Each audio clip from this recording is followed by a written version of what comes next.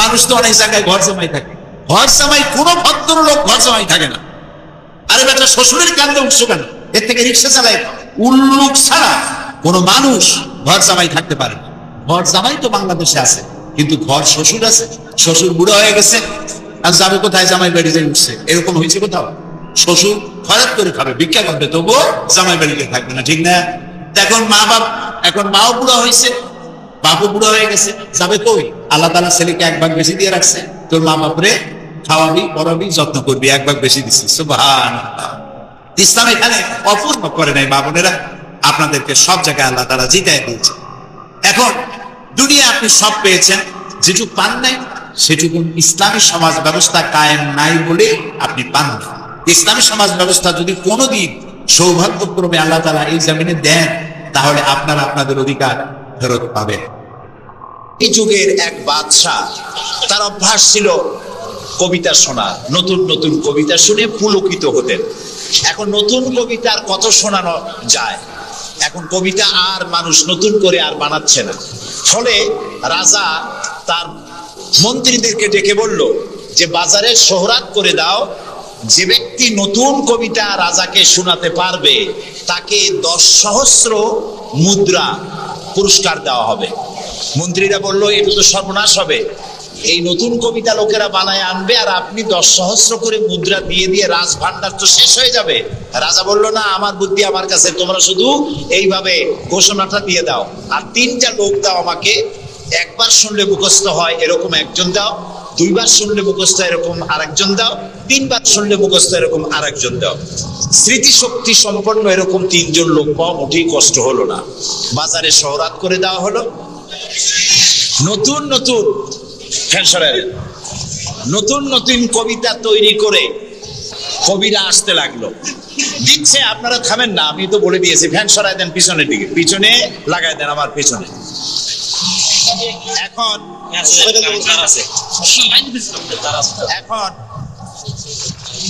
কবিরা কবিতা রচনা করে নিয়ে আসছে, নতুন কবিতা শুনতেছে রাজা। কবিতা শুনে শখ মিটাইয়া রাজা বলছে, এটা কি একটা নতুন কবিতা হলো? কবি, এটা তো আমি জানি। কবি কয়েছেন, আপনি জানবেন কি করে? তো আমি তৈরি করেছি, কত হোমওয়ার্ক করে রাত জায়গা কষ্ট করে এটা তৈরি করেছি, আর আপনি বলছেন আমি জানি। বাদশা বলছে, শুধু আমি না, তোমার বিশ্বাস হয় না? এই যে আমার পাশে যে সব পারিষদের লোকেরা যারা বসে আছে ওরাও জানে। কবি চ্যালেঞ্জ করলো, অসম্ভব, আমি সারা রাত জেগে জেগে কষ্ট করে রুদ্ধদ্বার কক্ষে বসে বসে কবিতা রচনা করেছি, কারো জানার কথা না। তোমার বিশ্বাস হয় না? ওই যে একবার শুনলে যার মুখস্থ হয় তারে বললো, তুমি শোনাও তো, সে দাঁড়ায় শোনাই দিল। 2বার শুনলে যার মুখস্থ হয় তার তো 2বার শোনা হয়ে গেছে, বললো তুমি শোনাও, সেও শোনাই দিল। 3বার শুনলে যার মুখস্থ হয় তার তো 3বার শোনা হয়েছে, বললো তুমি শোনাও তো, সেও শোনাই দিল। কবি বেচারা বেকুব হয়ে গেল। এরকম কবিদের কাছ থেকে নতুন নতুন কবিতা শুনে সব মেটাতে মেটাতে এক চালাক কবি অবস্থাটা বুঝে ফেলেছে। সে বুঝে এক কবিতা তৈরি করে এনেছে, এনে বলছে, যা বানা, আমি এক কবিতা এনেছি। বললো না যে নতুন কবিতা এনেছি, কবিতা এনেছে। বাদশা বলল, শোনাও। কবি কবিতা শোনালেন। তার কবিতার অর্থ ছিল এরকম যে, হে রাজা, আপনার পিতা আর আমার পিতার সাথে ছিল গভীর বন্ধুত্ব। এই বন্ধুত্বের সূত্র ধরে আপনার পিতা আমার পিতার কাছ থেকে 10 সহস্র রৌপ্য মুদ্রা ধার করেছিলেন। চুক্তিপত্রে লেখা ছিল, আপনার পিতা আর আমার পিতা মরে যাওয়ার পর আপনি আপনার পিতার উত্তরাধিকার সূত্রে আমার পিতার কাছে দেনা হিসাবে 10 সহস্র রৌপ্য মুদ্রা আমাকে পরিশোধ করবেন। বাদশাহ শুনিয়া চিন্তা করলো, সর্বনাশ, আমি যদি বলি যেটা আমি জানি আর সাথের লোকেরাও জানে, তাহলে তো সাক্ষী প্রমাণ হয়ে গেল, তাহলে তো 10 সহস্র মুদ্রা না রৌপ্য মুদ্রা দেওয়া লাগবে। কি সাংঘাতিক কথা! রাজা তখন বলল, কবি, এতদিনে নতুন একটা কবিতা তুমি আমারে শোনালে, আমিও জানি না, আমার লোকেরাও জানে না। আমি এই গল্পটি আপনাদেরকে শোনালাম এই জন্য যে সেই যুগের লোকেরা যতটা পাগল, আহাম্মক, বেকুব আমরা মনে করি, এরকম বেকুব ছিল না, আহাম্মক ছিল না। তাদের শৌর্য ছিল, তারা স্বাধীন চেতা ছিল, বীরত্বগাথা ছিল তাদের। তারা কারোর অধীনতা স্বীকার করতো না। বুদ্ধি ছিল, প্রজ্ঞা ছিল, মেধা ছিল, সব ছিল। শুধু একটি জিনিসের অভাবে তারা চুরি করত, ডাকাতি করত, জিনা করত, ব্যভিচার করত, হত্যা করত, এগুলিকে কোনো অপরাধ মনে করত না। সেই জিনিসটির নাম ছিল ওহীর জ্ঞান। সেই জিনিসটির নাম ছিল কি? আল্লাহ রাব্বুল আলামিন সেই যুগে এই মানুষগুলির পরিবর্তনের জন্য, গোটা বিশ্বে শান্তি আনার জন্য, পৃথিবী যখন ধ্বংসের দ্বার প্রান্তে দাঁড়িয়েছে, রহমত ছাড়া পৃথিবীকে আর রক্ষা করা যাবে না, তখন আল্লাহ তাআলা রাসূলকে রহমত হিসেবে পাঠালেন। আল্লাহ তাআলা বলছেন, ওয়ামা আরসালনাকা ইল্লা রাহমাতাল লিল আলামিন। নবী হে, আমি আপনাকে আমার গোটা বিশ্বের জন্য, গোটা সৃষ্টি জগতের জন্য আমি আপনাকে আমার করুণার মূর্ত প্রতীক করে পাঠালাম। সৃষ্টি জগতের জন্য আপনি আমার রহমত। সুবহানাল্লাহ। বর্তমান যে মাসটা চলছে, এই মাসটির নাম আরবি মাস মাহে রবিউল আউয়াল। এই মাসেই আল্লাহ তাআলা পাঠিয়েছিলেন বিশ্বনবী মুহাম্মদ রাসূলুল্লাহ সাল্লাল্লাহু আলাইহি ওয়াসাল্লামকে পৃথিবীর মানবতার কল্যাণের জন্য। তাকে এই পৃথিবীতে আল্লাহ তাআলা পাঠিয়েছিলেন। আল্লাহ তাআলা কোরআনে কারীমের মধ্যে বলছেন, সূরা আন-নাহল, আল্লাহ তাআলা বলছেন, وعلى الله قصد السبيل ومنها جائر ولو شاء لهداكم أجمعين وعلى الله قصد السبيل। আর সোজা রাস্তা বলে দেওয়ার দায়িত্ব আমি আল্লাহর। সুবহানাল্লাহ বলেন। সোজা রাস্তা বলে দেওয়ার দায়িত্ব কার? আল্লাহ তাআলা বলছেন, সোজা রাস্তা বলে দেওয়ার দায়িত্ব আমার, যেখানে রয়েছে অসংখ্য বাঁকা পথ। আর আমি যদি ইচ্ছে করতাম তাহলে গোটা বিশ্বের সমগ্র মানব মণ্ডলীকে আমি হেদায়েত করে দিতাম। এখানে প্রশ্ন ওঠে, তাহলে তিনি হেদায়েত করলেন না কেন? এই যে পৃথিবীতে নানামুখী মানুষ, কেউ আল্লাহ মানে, কেউ মানে না, কেউ নামাজ পড়ে, কেউ পড়ে না, কেউ মদ খায়, জেনা করে, এই যে নানামুখী নানা চরিত্রের মানুষ, আল্লাহ বলছেন আমি হেদায়েত ইচ্ছে করলে সবাইকে করে দিতে পারতাম, তাহলে তিনি করলেন না কেন? এর কারণ হচ্ছে আল্লাহ তাআলা মানুষকে করেছেন সব থেকে শ্রেষ্ঠ সৃষ্টি। সৃষ্টির সেরা কারা? জোরে বলেন। আচ্ছা, সৃষ্টির সেরাই মানুষ হলো কি করে? মানুষ কি পাখির মতো উড়তে পারে? মানুষ কি চিতাবাঘের মতো দৌড়াতে পারে? মানুষ কি মাছের মতো সাঁতরাতে পারে? মানুষ কি বাঘের মতো ক্ষিপ্রতা, সিংহের মতো হিংস্রতা, সাপের মতো ক্রুদ্ধতা, এগুলি মানুষের মধ্যে কি আছে? নাই। তাহলে মানুষ সৃষ্টির সেরা হলো কিভাবে? বলতে পারেন? সৃষ্টির সেরা হয়েছে তার জ্ঞানের কারণে। আল্লাহ তাআলা চাঁদ সূর্যকে যেভাবে বাধ্য করেছেন তার হুকুম মানার জন্য, আমাদেরকে আল্লাহ তাআলা এভাবে হুকুম মানতে বাধ্য করেন নাই। কোরআন শরীফে আল্লাহ তাআলা বলেছেন, ওয়ালাকাদ কাররামনা বানি আদম। আল্লাহ তাআলা বলেন, আদম সন্তানকে আমি সম্মানিত করেছি। চাঁদ, সূর্য, গ্রহ, নক্ষত্র, সৌররাশি, নবমণ্ডল, ভূমণ্ডল সবকিছু আল্লাহর আইন মানতে বাধ্য না বাধ্য নয়? আল্লাহ তাআলা কোরআনে কারীমে বলেছেন, আফাগায়রা দীনিল্লাহি ইয়াবগুন ওয়া লাহু আসলামা মান ফিস সামাওয়াতি ওয়াল আরদি তাওআন ওয়া কারহা। আফাগায়রা দীনিল্লাহি ইয়াবগুন, তোরা কি আল্লাহর দেওয়া জীবন ব্যবস্থাকে ছেড়ে দিয়ে অন্যের তৈরি করা মতবাদ গ্রহণ করতে চাও? ওয়ালাহু আসলামা মান ফিস সামাওয়াতি, অথচ আকাশে যা আছে, জমিনে যা আছে, সব কিছু তার আনুগত্যের মস্তককে আমার সামনে নত করে দিয়েছে। সুবহানাল্লাহ। চাঁদ এবং সূর্য, সূর্যের কোনো ক্ষমতা নাই। রাত এখন বাংলাদেশে 8:40। রাত, সূর্যের কোনো ক্ষমতা নাই এখন বাংলাদেশে সে উদিত হয়। রাতের অধিকারকে সূর্য ক্ষুণ্ণ করতে পারে না, সূর্যের অধিকারকে চন্দ্র ক্ষুণ্ণ করতে পারে না। লাশ-শামসু ইয়ানবাগী লাহা আন তুদরিকাল কামারা ওয়ালাল লাইলু সাবিকুন নাহার ওয়া কুল্লুন ফি ফালাকিন ইয়াসবাহুন। আকাশে জমিনে যা কিছু আছে সব আল্লাহর হুকুম মেনে চলছে, কেউ কাউকে অতিক্রম করতে পারে না। তাহলে আমরা বুঝলাম চাঁদ সূর্য হুকুম মানে কার? জোরে বলেন। এই যে গাছগুলি, চতুর্দিকে যত গাছপালা আপনারা দেখতে পান, সুবরি গাছে নারকেল হবে না, নারকেল গাছে তাল হবে না, বেল গাছে জাম হবে না, আম গাছে লিচু হবে না। ওয়ালান তাজিদা লিসুন্নাতিল্লাহি তাবদীলা। আল্লাহ তাআলা বলছেন আমার ল অফ নেচার, প্রকৃতির আইনের ভেতরে কোনো পরিবর্তন হবে না, আমার আইন তারা মানতে বাধ্য। কেবলমাত্র মানুষ আমি তোমাদেরকে সম্মানিত করেছি, সেই জন্য আমি তোমাকে আইন মানতে বাধ্য করি নাই। কোরআন শরীফে আল্লাহ পাক বলছেন ইচ্ছে করলে কুফরি করতে পারো, ইচ্ছে করলে ঈমান আনতে পারো, ইচ্ছে করলে মুমিন হতে পারো, ইচ্ছা করলে কুফরিও করতে পারো, এটা তোমার ইচ্ছার উপরে ছেড়ে দিয়েছি। কারণ আত্তাবাইয়ানার রুশদু মিনাল গাই, হক আর বাতিল দুইটাকে আমি আলাদা করে দেখিয়ে দিয়েছি।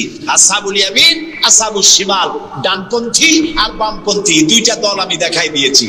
ডান দিকে আর এটা বোঝার জন্য বিবেক দিয়েছি। কি দিয়েছি বলেন? বিবেক আছে আমাদের, আছে কিনা? বিবেক দিয়েছি বোঝার জন্য। ডান দিকে যারা যাবে, এই ডান দিকের নেতৃত্ব দিবে নবীরা, আর নবীরা ডানপন্থীদেরকে সাথে নিয়ে চলে যাবে কোথায়? আল্লাহর জান্নাতে। আর যারা বামপন্থী তাদের নেতৃত্ব দেবে শয়তান। কে দেবে নেতৃত্ব? আমি বুঝি না মুসলমানেরা কেমনে বামপন্থী হয়। আমাদের দেশে কিছু মুসলমান আছে নামধারী, নাম মুসলমানের, কিন্তু নিজেদের পরিচয় দেয় তারা বামপন্থী। আছেন এরকম? এই সমস্ত বামপন্থীদের নেতৃত্ব দিবে শয়তান, আর এদেরকে নিয়ে শয়তান তাদেরকে নিয়ে যাবে কোথায়?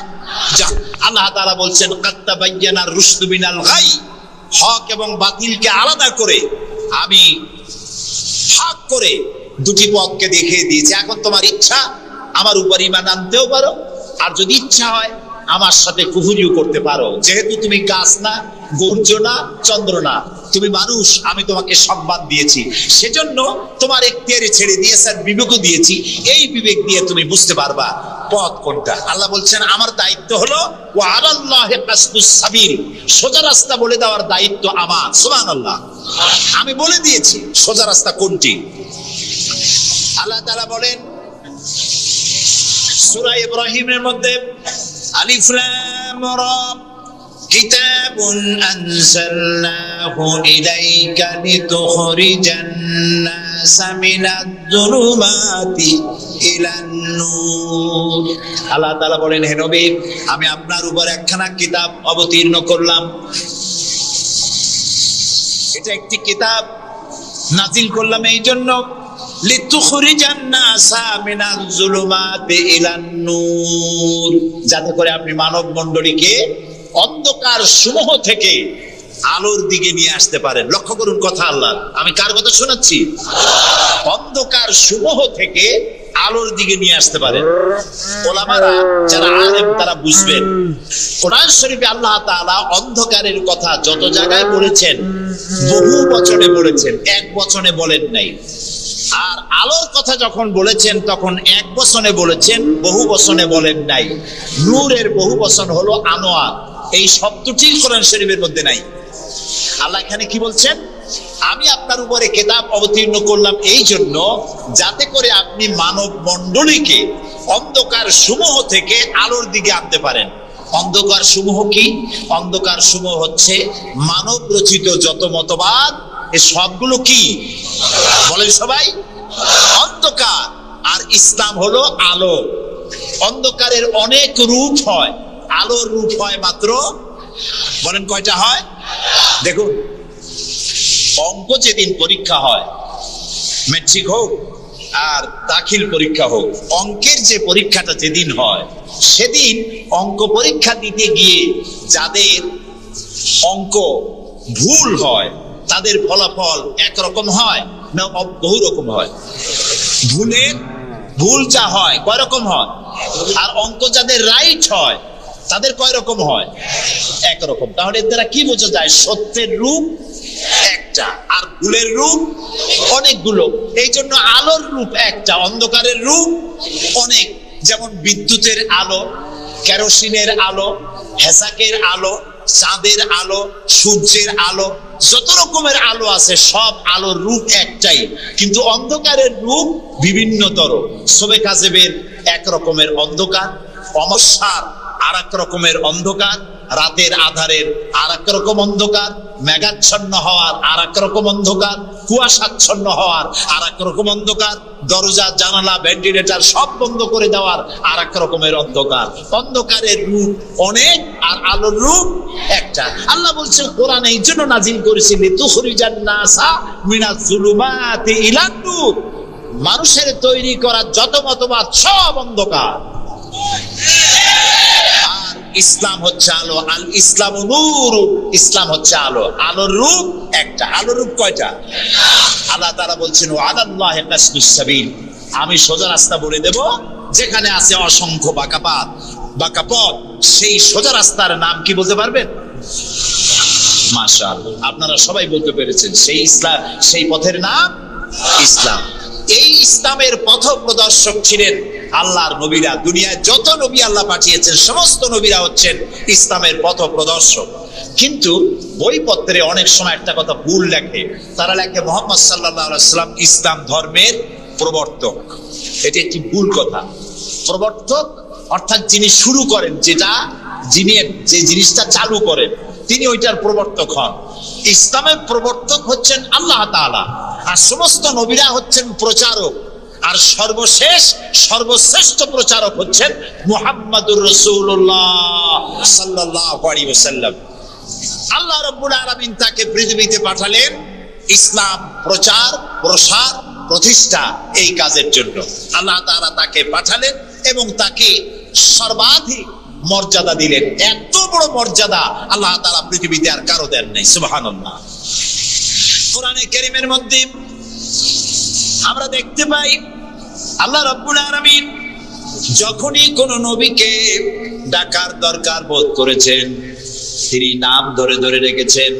তিনি বলেছেন ইয়া আদম, ইয়া জাকারিয়া, ইয়া ইব্রাহিম, ইয়া ঈসা, ইয়া মূসা।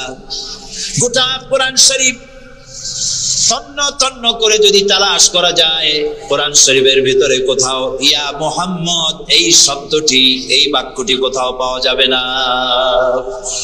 আল্লাহ তাআলা তার রাসূলকে মুহাম্মদ সাল্লাল্লাহু আলাইহি সাল্লামকে কোরআনে কারীমে কোথাও নাম ধরে ডাকেন নাই। কেন ডাকেন নাই? তাকে মর্যাদা দিয়েছেন। সুবহানাল্লাহ।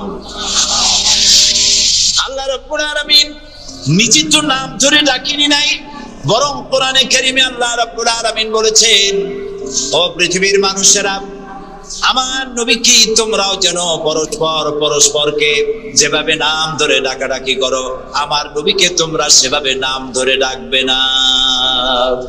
আল্লাহ নিষেধ করে দিয়েছেন। কোরআনে কারীমের মধ্যে আল্লাহ তাআলা তাকে নাম ধরে ডাকেন নাই এবং তার মর্যাদা সমস্ত নবীদের চাইতে বেশি দিয়েছেন। পৃথিবীতে যত নবী এলেন সমস্ত নবীরা এসেছেন যার যার এলাকার উপরে ভিত্তি করে, ভাষার উপরে ভিত্তি করে, গোত্রের উপরে ভিত্তি করে। মুহাম্মদ সাল্লাল্লাহু আলাইহি সাল্লাম শুধু আরবি ভাষাভাষীদের নবী ছিলেন না, শুধুমাত্র মক্কার এবং মদিনার নবী ছিলেন না, তিনি বিশ্ব নবী। বলুন তো কি নবী? আল্লাহ রাব্বুল আলামিন কোরআনে কারীমের মধ্যে বলেছেন কুলিয়া আইয়ুহান নাসু ইন্নী রাসূলুল্লাহি ইলাইকুম জামিআ। আল্লাহ তাআলা বলেন হে নবী আপনি বলুন, ও পৃথিবীর মানব মণ্ডলী, আমি আল্লাহর পক্ষ থেকে তোমাদের সকলের জন্য আমি রাসূল হয়ে এসেছি। কিয়ামত পর্যন্ত এই পৃথিবীতে যত মানুষ আসবে সমস্ত মানুষের জন্য। রাসূল বলেছেন শুধু মানুষের জেন নয়, আল্লাহর সমস্ত সৃষ্টি জগতের জন্য আল্লাহ তাআলা আমাকে রাসূল করে পাঠিয়েছেন। সুবহানাল্লাহ। নবী করিম সাল্লাল্লাহু আলাইহি সাল্লাম পৃথিবীতে এলেন এবং আল্লাহ তাআলা তাকে এই সম্মান দিয়ে, মর্যাদা দিয়ে পৃথিবীতে কেন পাঠালেন? সূরা ফাতহার মধ্যে আল্লাহ তাআলা বলছেন هو الذي أرسل رسوله بالهدى ودين الحق ليظهره على الدين كله وكفى بالله شهيدا। আল্লাহ তাআলা বলেন যে তিনি আল্লাহ, যিনি তার রাসূলকে দ্বীনে হক আর সত্যের বিধান সহকারে পৃথিবীতে পাঠিয়েছেন। কেন? লিইউযহিরাহু আলা দ্বীনি কুল্লিহি, যাতে করে তিনি মানুষের তৈরি করা সকল মতবাদের উপরে ইসলামকে বিজয়ী করে দিতে পারেন। এই জন্য আল্লাহ তাআলা রাসূলকে এই পৃথিবীতে পাঠিয়েছেন। সুবহানাল্লাহ। রাসূলুল্লাহ পৃথিবীতে আসলেন এবং তিনি চরিত্র দিয়ে, যুদ্ধ করে নয়, ইসলাম প্রচার করেছেন কি দিয়ে বলেন? তরবারি দিয়ে নয়। ইসলাম, ইসলাম মানে শান্তি, শান্তির ধর্ম। ইসলাম কিসের ধর্ম? শান্তির ধর্ম। মুসলমান কারা? যারা শান্তি প্রতিষ্ঠা করে তারাই। আর আল্লাহর এক নাম হচ্ছে সালাম। আল্লাহর এক নাম কি বলেন সবাই? সালাম। আল্লাহর নাম শান্তি, ইসলাম শান্তি, মুসলমানেরা চায় শান্তি।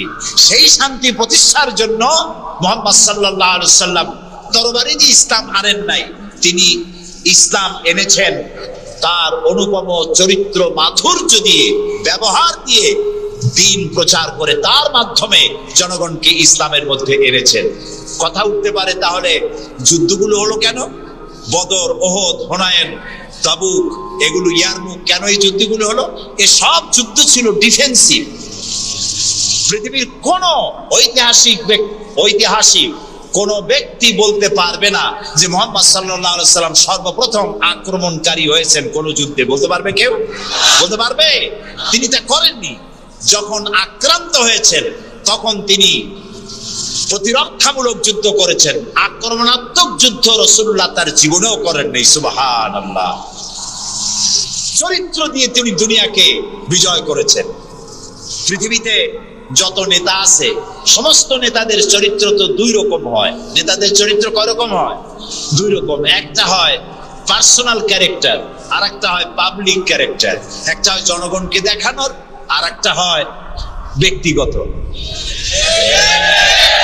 রাসূলুল্লাহর চরিত্র এরকম দুই রকম ছিল না। একটু মাথা খাটায় চিন্তা করেন, পৃথিবীতে কোন নেতা আছেন যিনি জনগণের সামনে দাঁড়িয়ে বলতে পারবেন আমি ছাত্র জীবনে যা করেছি, যৌবনে যা করেছি, রাজনৈতিক নেতা হিসাবে গোপনে গোপনে যা করি, এসব কথাগুলি মানুষের কাছে, আমার দলের কাছে, দেশবাসীর কাছে খুলে বলে দাও, এরকম বলতে পারবে কেউ?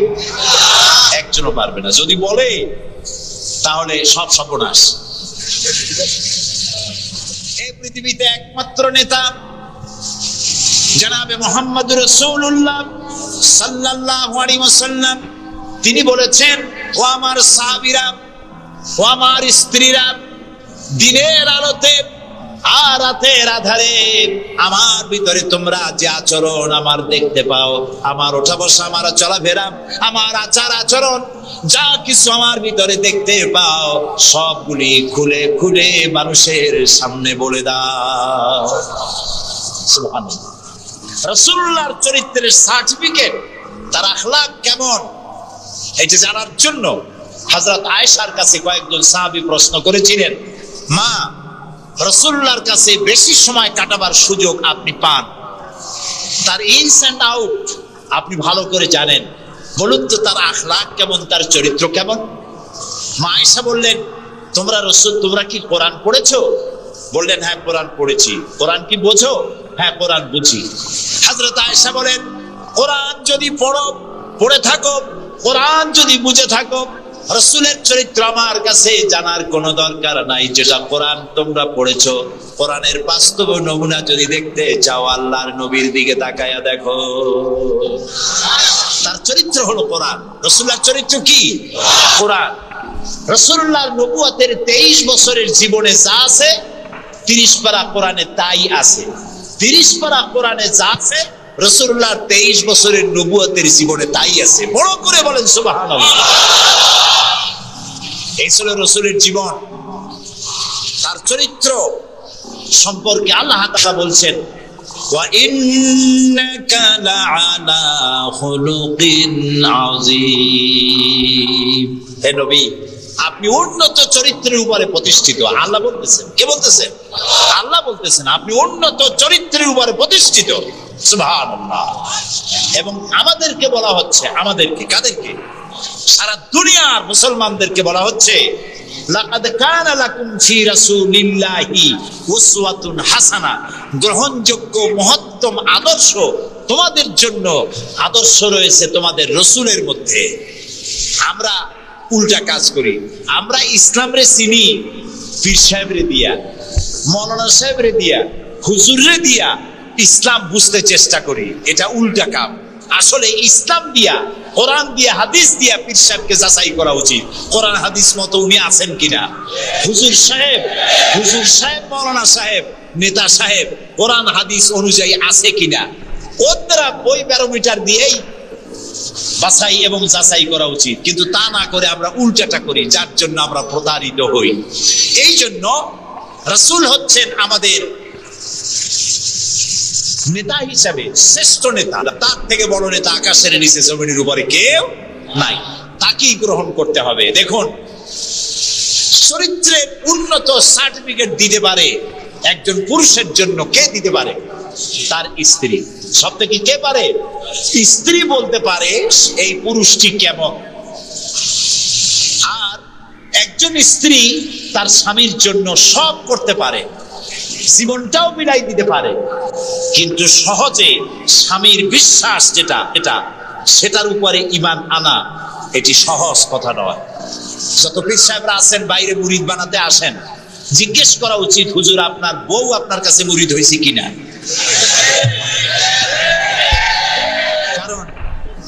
কারণ বউ জানে। বাইরে এসে যতই হুজুর অনেক কিছু নামের আগে মিসবাহুল আরিফিন, সিরাজুস সালিকিন, তারপরে কি কুতুবে রব্বানি, গাউসে সামদানি,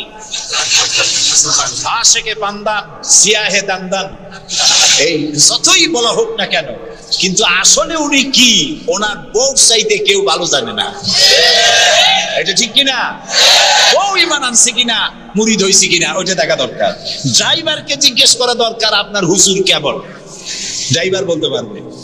ওনার সাথে খাদেমদেরকে একান্তে জিজ্ঞেস করা দরকার হুজুর কেমন, কোনটা বলতে পারবেন। দেখুন, এই পৃথিবীতে নবী করিম সাল্লাল্লাহু আলাইহি ওয়াসাল্লাম যখন ওহী পেলেন, দ্বিতীয় ওহী ছিল ওয়ানজির আশিরাতাকাল আকরাবিন, নিকটবর্তী লোকদেরকে বা দ্বীনের দাওয়াত দেন। এই সর্বপ্রথম দাওয়াতের জন্য আল্লাহ তাআলা বললেন, আল্লাহর প্রতি, জাহান্নামের প্রতি ভয় দেখান, সতর্ক করুন মানুষদেরকে। সর্বপ্রথম তিনি মনে করলেন নিকটবর্তীদেরকে দাওয়াত দিতে আল্লাহ বলেছেন আগে। তামাম নিকটবর্তী খাদিজার চাইতে তো কেউ নাই। খাদিজার কাছে গিয়েই রাসূলুল্লাহ দাওয়াত দিলেন। দাওয়াতটা কি? বললেন, খাদিজা, এই যে চোখে দেখা লাত, মানাত, উজ্জা, হুবাল, এর একটাও খোদা না, এগুলো বেহুদা।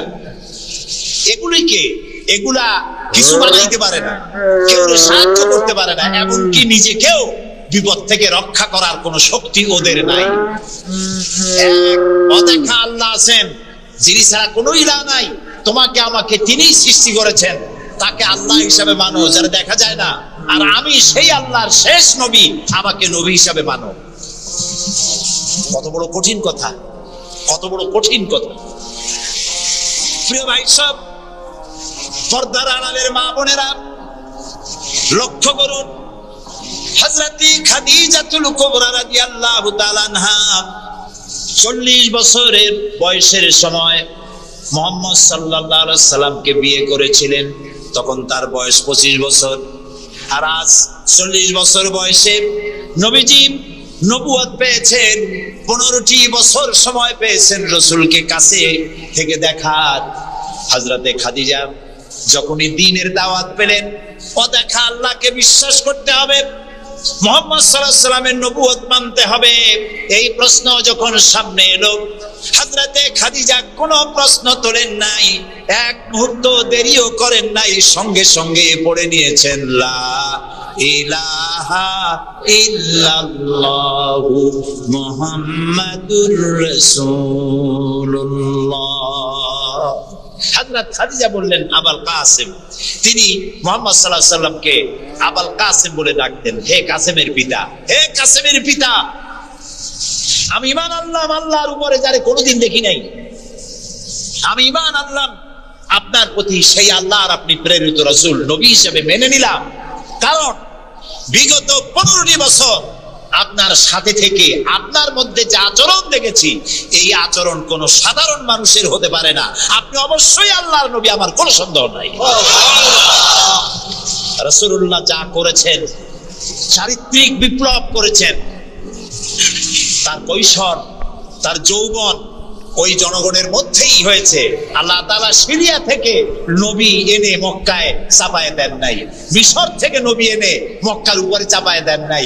ওই সমাজেই তিল তিল করে তিনি বড় হয়েছেন মানুষের মাঝে। আর মানুষেরা এক পর্যায়ে মুহাম্মদ এই নামটা ভুলিয়ে গেল, তাকে ডাকা শুরু করলো আল আমিন বলে। সুবহানাল্লাহ, এটা নবুয়ত পাওয়ার অনেক আগে তাকে ডাকতো আল আমিন। বিপদে পড়লে বলতো চলো আলামিনের কাছে যাই, ঝগড়া হলে বলতো চলো আলামিনের কাছে যাই, আমানত রাখতে হবে চলো আলামিনের কাছে যাই। তার নামই লোকেরা ভুলে গেল। এক পর্যায়ে নাম প্রচারিত হলো আল আমিন, মানে কি? বিশ্বাসী। তিনি নিজেকে তিল তিল করে গড়েছেন, আল্লাহ তাআলা গড়ে তুলেছেন তাকে। হযরতে খাদিজা তার প্রতি ঈমান আনলেন, রাসূলুল্লাহ দাওয়াত দিলেন। তার বন্ধু, যার সাথে তার বন্ধুত্ব ছিল 20 বছরের, হযরতে সাইয়েদুনা আবু বকর রাদিয়াল্লাহু তাআলা আনহু, 20 বছরের বন্ধু। হযরত আবু বকরের কাছে রাসূলুল্লাহ যখন দাওয়াত দিলেন যে আমি আল্লাহ রাসূল, আমার উপর ঈমান আনো, এক আল্লাহর উপর ঈমান আনো, হযরত আবু বকরও এক মুহূর্ত দেরি করেন নাই, বলেছেন আপনি অবশ্যই আল্লাহর নবী, আমার তো কোনো সন্দেহ নাই এর মধ্যে। সুবহানাল্লাহ। রাসূল পাক সাল্লাল্লাহু আলাইহি ওয়াসাল্লাম এই মক্কি জিন্দেগিতে মানুষদেরকে তৈরি করলেন আল্লাহর ইচ্ছা মাফিক। তিনি দাওয়াত দিলেন একটি, তিনি বললেন ইয়া আইয়ুহান নাস কুলু লা ইলাহা ইল্লাল্লাহ তুফলিহু। হে মানব সকল, পড়ো তোমরা লা ইলাহা ইল্লাল্লাহ।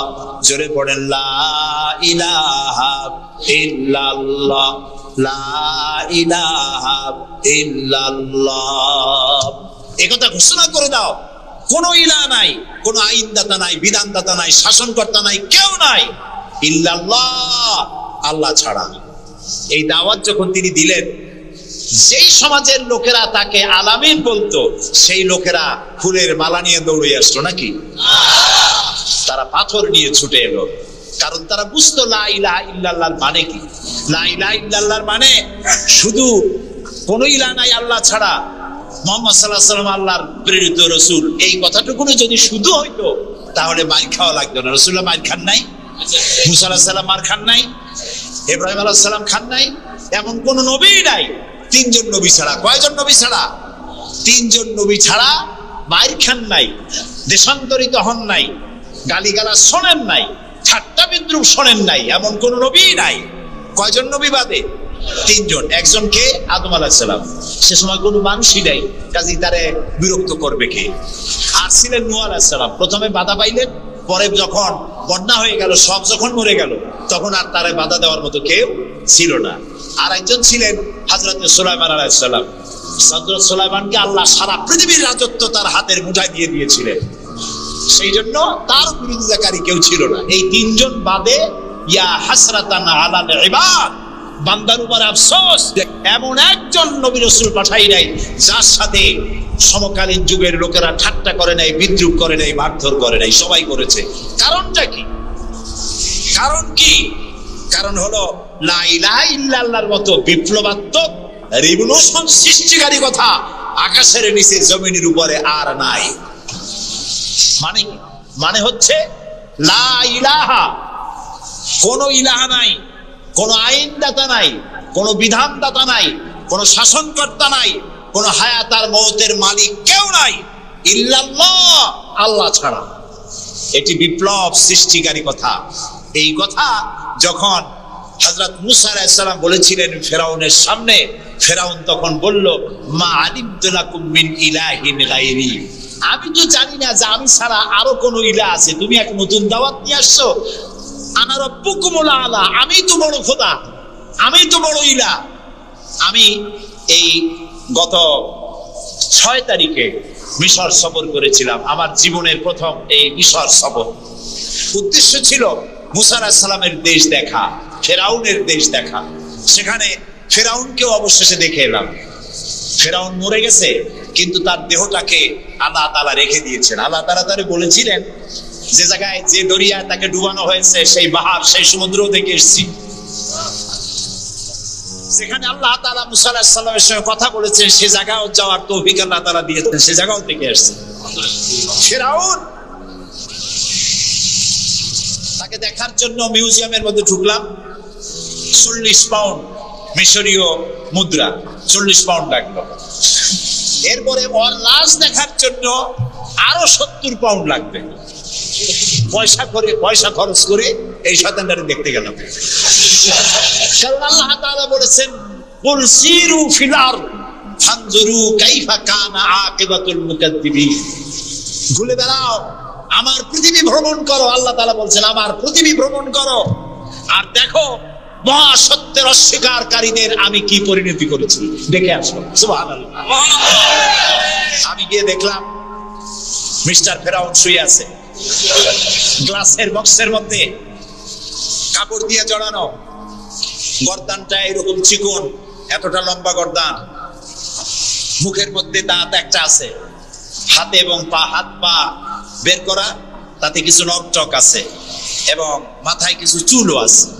কয়েক হাজার বছর আগের লাশ। সে যখন ডুবতেছিল তখন বলতেছিল আমান্তু না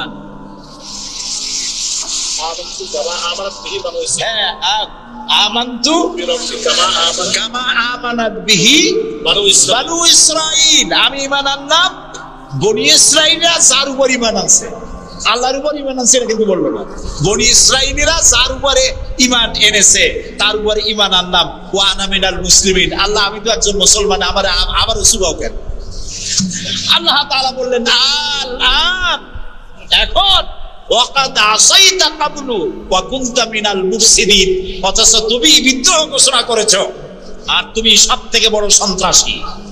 ও বলছে আনা মিনাল মুসলিমিন, ও বলছে আনা মিনাল মুসলিমিন, আমি তো মুসলমানদের একজন। আল্লাহ কয় ওয়া কুনতা মিনাল মুফসিদিন, তুই তো সন্ত্রাসী, বিপর্যয় সৃষ্টিকারী। আমি তোরে আর শুধু মারবই না, কে বলতেছেন? আমি তোরে শুধু মারবই না, আলিয়াউমা নুনাজ্জিকা বিবাদানিক, আমি তোর দেহটাকে রক্ষা করব। পানিতে তুই পচবি না, মাটিতে পচবি না, পোকায় মাকড়ে তোরে খাবে না। আমি তোরে শুটকি বানায় রাখবো কিয়ামত পর্যন্ত। এই জন্য শুটকি বানায় রাখবো, পৃথিবীতে যত ফেরাউন তোর মতো পৃথিবীতে আসবে তোরে দেখে যেন শিক্ষা গ্রহণ করতে পারে। আল্লাহ তাআলা ওরে শুটকি বানায় রাখছে। তারপরে দেখলাম বহায়রা কারুন অস্বীকার করেছিল মুসা আলাইহিস সালামকে। তার বিশাল সম্পদ, 55,000 একর জমির উপরে ছিল তার বাড়িঘর আর সম্পদ, আহরিত সম্পদ। তার সিন্ধুকের চাবিগুলি বহন করত শত শত উটে। এখন চিন্তা করেন কত সম্পদের মালিক। মুসা আলাইহিস সালাম যখন তার কাছে যাকাতের দাবি করলেন, ঈমানের দাবি করলেন, তখন মুসা আলাইহিস সালামের উপরে বহতান, তাকে লাঞ্ছিত করলো, তাকে দুর্নাম অপবাদ দিল। মুসা আলাইহিস সালাম আল্লাহর কাছে গজব চাইলেন, আল্লাহ তাআলা তারে গজব দিলেন। 55,000 একর সম্পত্তি, বাড়িঘর, আর সে নিজে শুদ্ধ মাটির নিচে আল্লাহ খরচ করে দিলেন। এখন বিরাট হ্রদে পরিণত হয়ে গেছে। তারপরে যখন আমি দাঁড়ালাম দেখতে পেলাম সমুদ্রের মতো কোনো কুল কেনারা নাই, কোনো কুল কেনারা নাই। তার সম্পদ শুদ্ধ আল্লাহ তাআলা রেখেছেন। আল্লাহ তাআলা বলছেন পৃথিবী ঘোরো আর দেখো মহাসত্যের অস্বীকারীদেরকে কি ধরনের শাস্তি দিয়েছি, দেখে আসো। সুবহানাল্লাহ। এই ফেরাউনের কাছে যখন মুসা আলাইহিস সালাম বললেন ঈমান আনো আমার উপরে, আল্লাহর উপরে ঈমান আনো, সে কয় মা আলিমতু লাকুম মিন ইলাহিন গায়রি, আমি তো জানি না আমি ছাড়া আরো কোন ইলাহ আছে, আমি তো ইলাহ। তুমি যদি আমাকে ছাড়া কাউকে ইলাহ মানো, লাআজআলান্নাকা মিনাল মাসজুদিন, আমি তোমাকে কারারুদ্ধ করে রাখবো। মুসা আলাইহিস সালাম কয় তুই কারে জেলের ভয় দেখাও? আমি তো আল্লাহর পয়গম্বর, আমি তো তোমার জেলের পরোয়া করি না। সুবহানাল্লাহ ওয়া বিহামদিহি।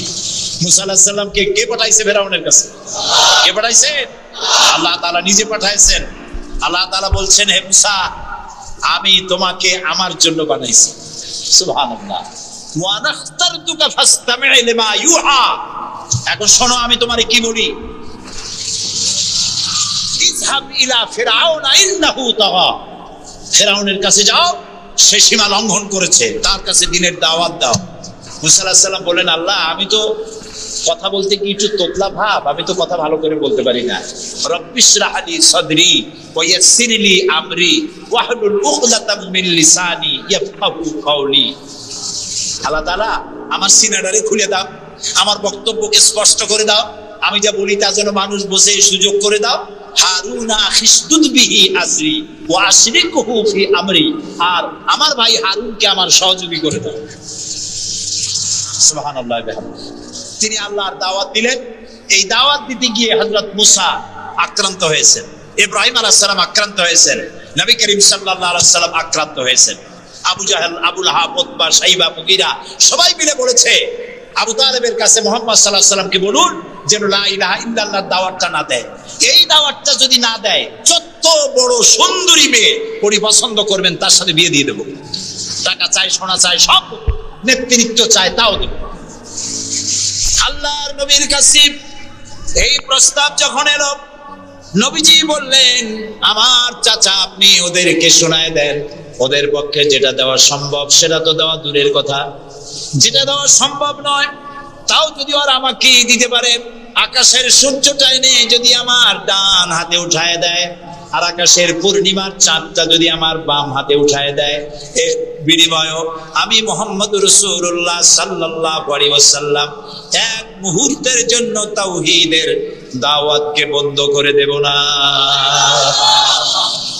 নবী করিম সাল্লাল্লাহু আলাইহি ওয়াসাল্লাম মক্কি জিন্দেগিতে মানুষের কাছে কালেমার দাওয়াত পৌঁছালেন। আর মূল লক্ষ্য হচ্ছে পৃথিবী কার, বলেন পৃথিবী কার? আইন চলবে কার?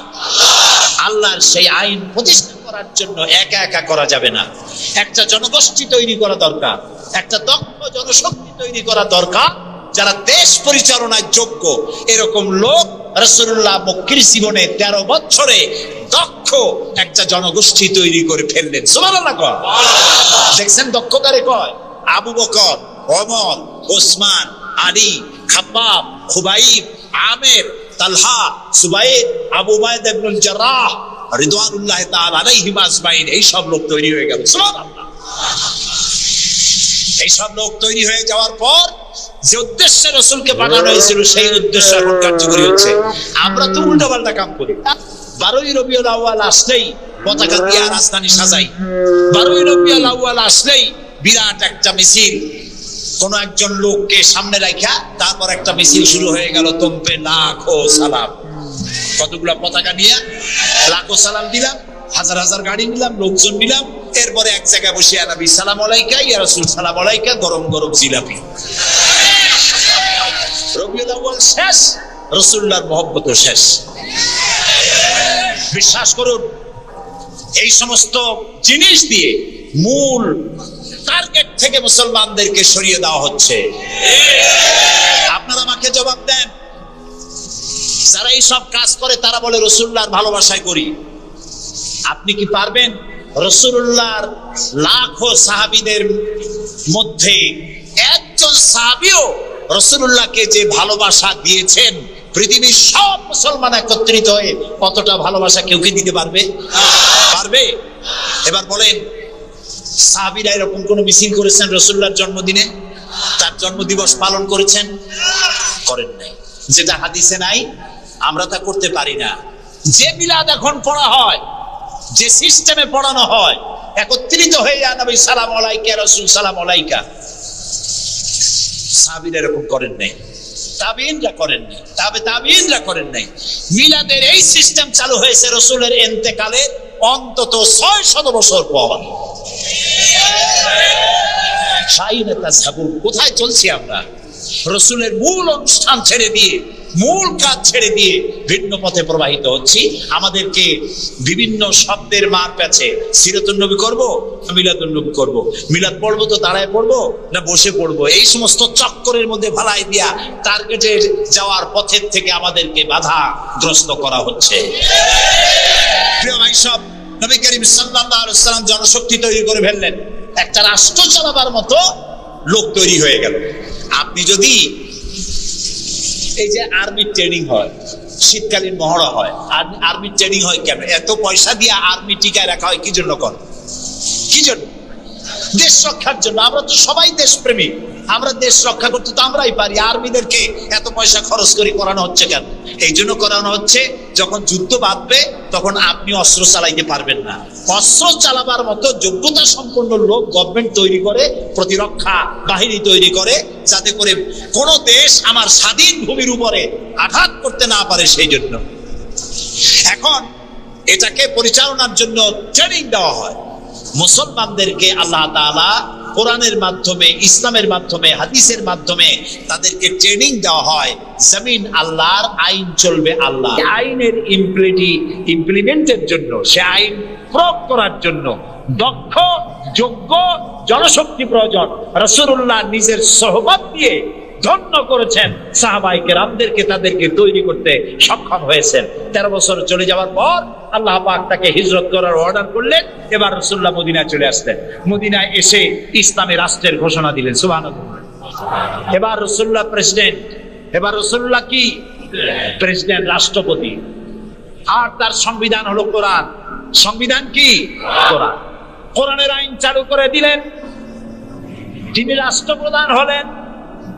সমাজ থেকে চুরি, ডাকাতি, জিনা, ব্যভিচার, হত্যা, ধর্ষণ সব দূরীভূত হয়ে গেল।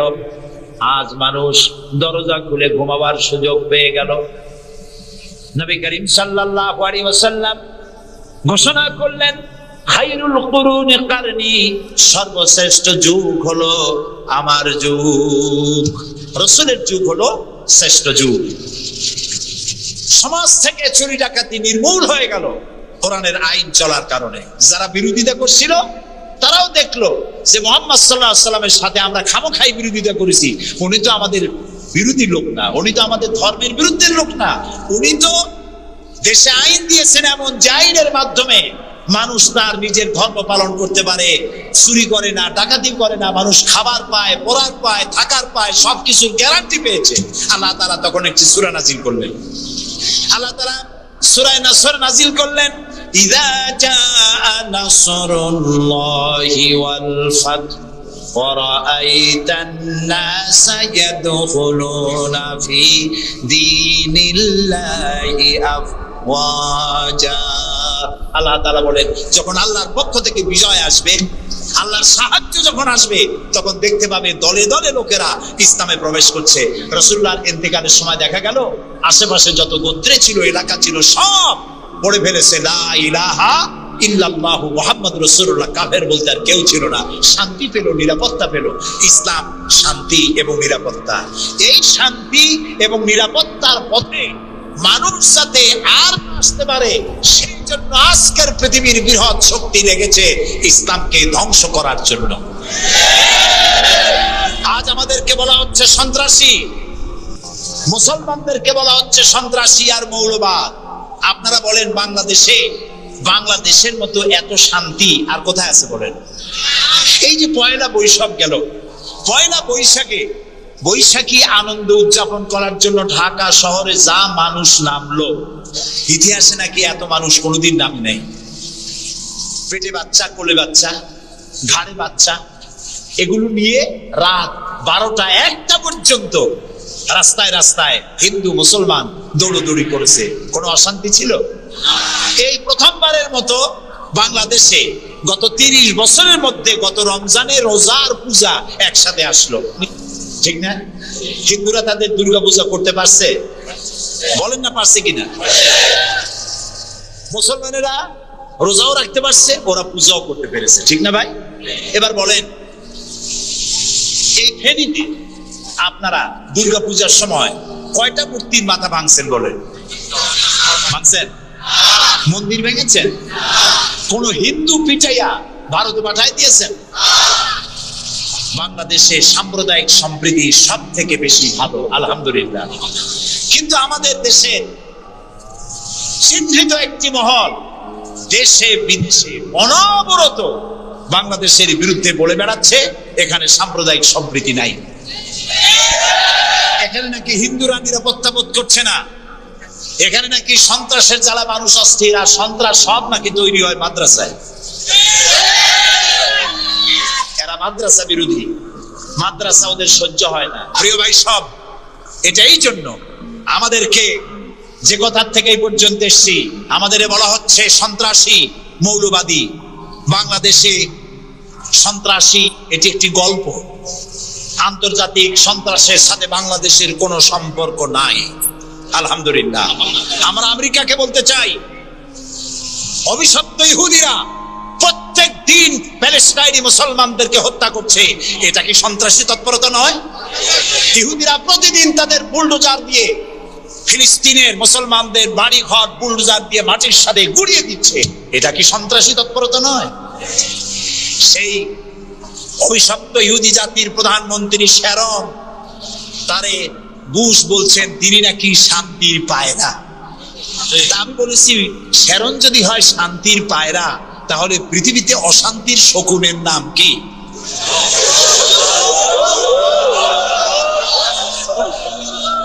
আপনাদের ফতোয়াই কার্যকরী হোক।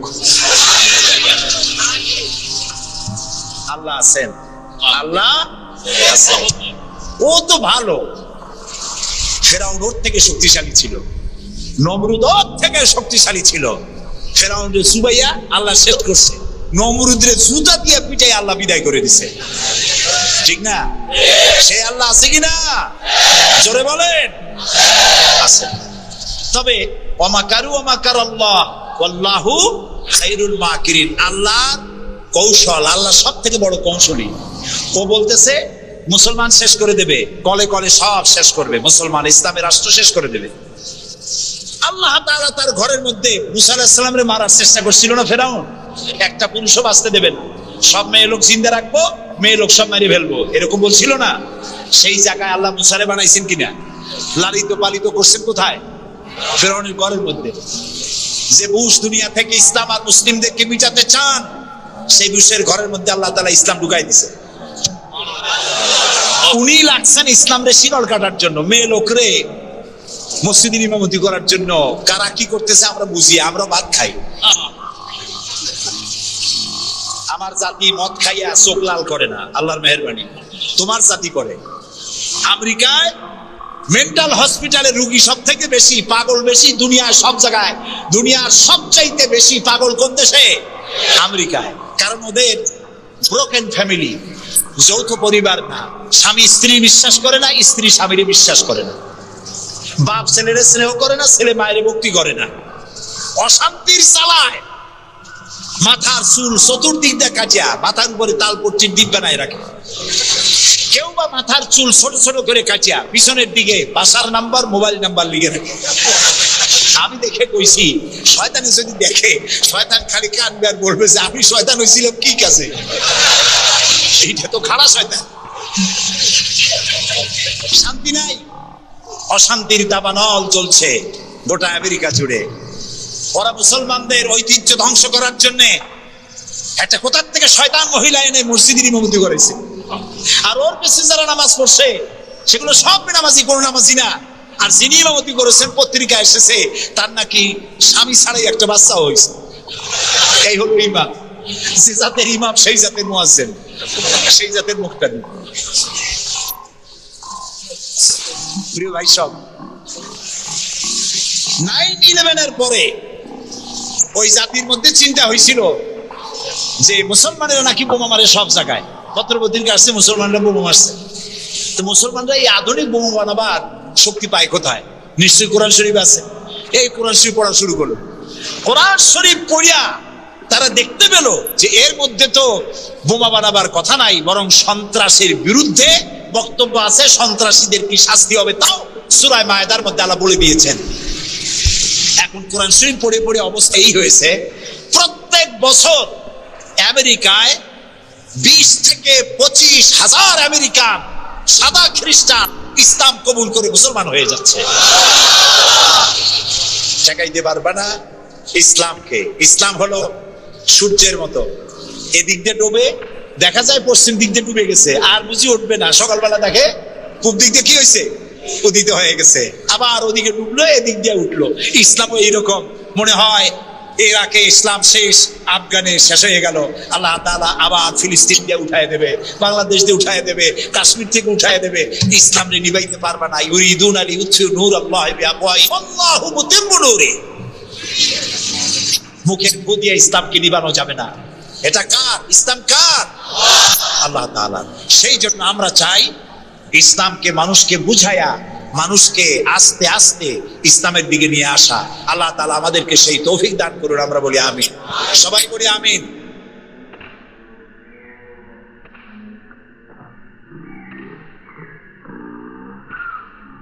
সবটুকু আবেগ দিয়ে শুকরিয়া আদায় করছি, সকলে সমস্বরে একসাথে পড়ছি আলহামদুলিল্লাহ। ইয়া রব্বি লাকাল হামদু কামা ইয়ানবাগি লিজালালি ওয়াজহিকা ওয়া আযীমি সুলতানিক।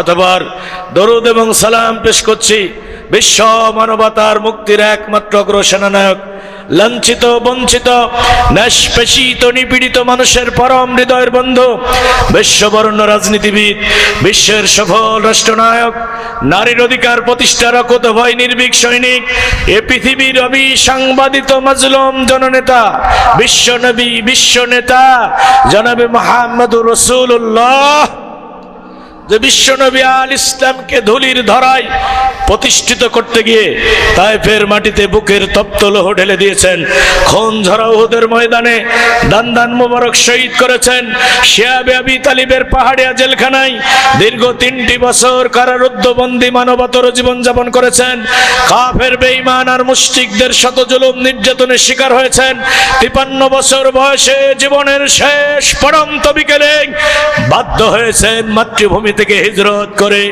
দৌড় মদিনায় যেতে। বাংলাদেশের এই প্রান্তর থেকে রাসূলুল্লাহর শাহে মদিনায় আমরা সালাতু সালাম পেশ করছি, সকলে মহাব্বতে পড়ছি সাল্লাল্লাহু আলাইহি ওয়াসাল্লাম।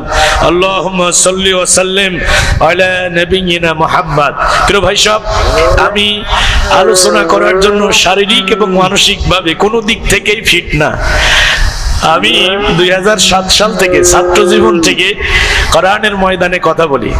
যখন আমার পড়ালেখা শেষ হয় নাই তখন থেকেই আল্লাহ আমাকে দাওয়াতি দিনের ময়দানে কথা বলার সুযোগ করে দিয়েছেন। মেহমান নিয়ে আসেন ভাইরা আমার।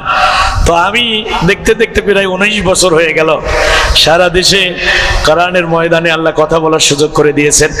তো মানে লোকেরা আয়োজন করে, সেখানে গিয়ে সাজানো মঞ্চে কথা বলি, কিন্তু এই মাহফিল বাস্তবায়ন করতে গিয়ে মনে হচ্ছে যেন মহাসমুদ্রের মাঝখানে পড়ছি।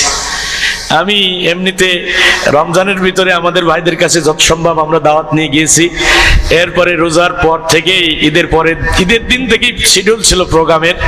আমি উত্তরবঙ্গে সফরে ছিলাম, প্রায় 1 সপ্তাহ উত্তরবঙ্গে সফর করে আমি গত পরশু দিন ফিরছি। এরপরে তো আর বসার সুযোগ নাই, পাগলের মতো ছুটছি মানে এই মাহফিলটা বাস্তবায়ন করার জন্য। আজকে যিনি সভাপতির আসনে বসে আছে আমার এই ভাইটাও পাগলের মতো ছুটছে। আসলে ভালো কাজে সহযোগিতা করা মানুষের সংখ্যা খুব কম। ভালো কাজ আমরা করতেই চাই না, আবার কেউ করলে সহযোগিতা তো দূরে থাক, পিছন থেকে টেনে ধরার চেষ্টা করি। এরপরও ভালো কাজ থেমে থাকবে না ইনশাআল্লাহ। যারা আমরা সত্যের পতাকাবাহী, আমরা যারা আল্লাহর কোরআনের বিজয় দেখার স্বপ্ন লালন করি, আমরা শত প্রতিকূলতার মাঝেও এই ভালো কাজ আঞ্জাম দিয়ে যাব ইনশাআল্লাহ।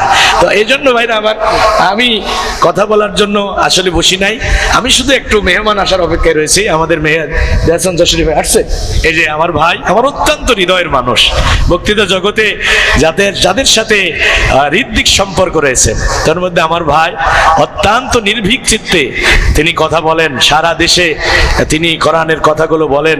লেডি ফিরাউন জালেম স্বৈরাচার যখন ক্ষমতায় ছিল তখনও আমরা যারা হাতে গোনা কিছু মানুষ জালিমের রক্ত চক্ষুকে দুপায়ে মারিয়ে আল্লাহর কোরআনের কথাগুলো সারা দেশে নির্ভীক চিত্তে বলেছি। তাদের মধ্যে আমার ভাই একজন, তিনি এই কোরআনের হক কথা বলতে গিয়ে রাজবাড়িতে তিনি গ্রেপ্তার হয়েছিলেন।